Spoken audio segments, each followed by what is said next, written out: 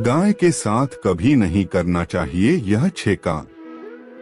गाय को राष्ट्रीय पशु बनाए जाने और इन्हें मौलिक अधिकार दिए जाने की बात हो रही है तो सवाल उठता है कि गाय जब भारतीय संस्कृति का अहम हिस्सा है तब भी गाय के साथ लोग खराब व्यवहार कैसे कर लेते हैं।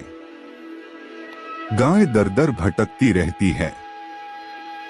भरपेट इन्हें चारा तक लोग नहीं देते हैं।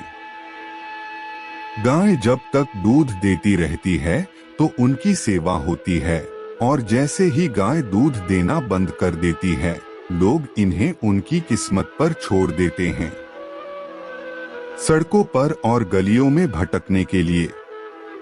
ऐसे में गोवंशी जीवों को कोई डंडे से मारता है तो कोई उनके ऊपर पानी डाल देता है।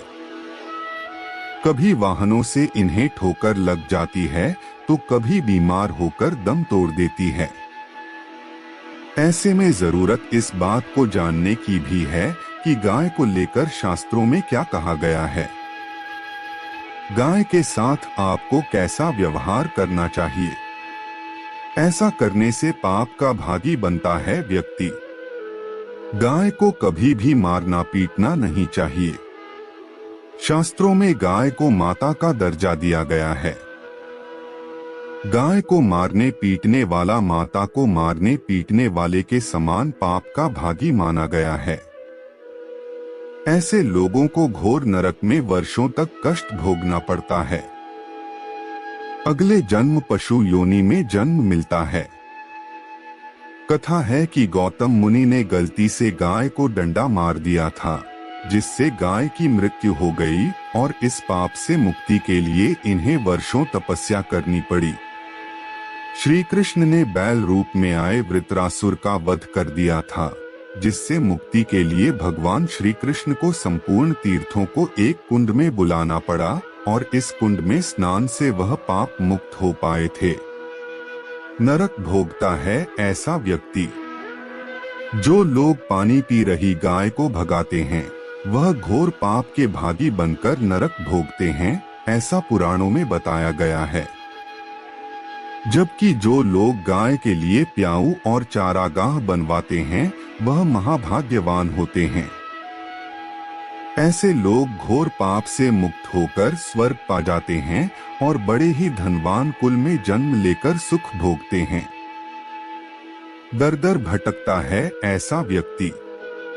आराम कर रही गाय को कष्ट देकर नहीं उठाना चाहिए। कहते हैं जिस स्थान पर गाय बैठती है वहां से नकारात्मक ऊर्जा समाप्त हो जाती है।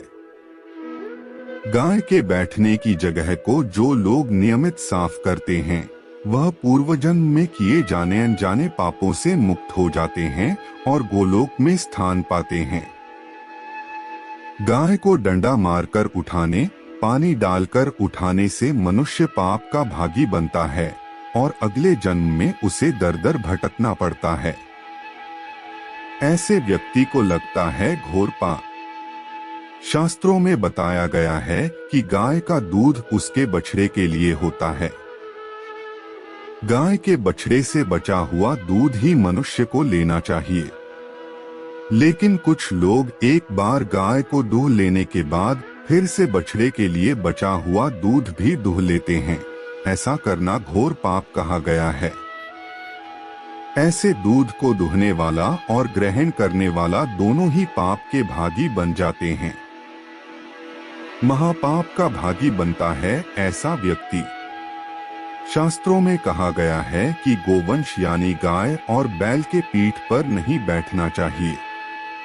इनके पीठ पर बैठने से महापाप लगता है।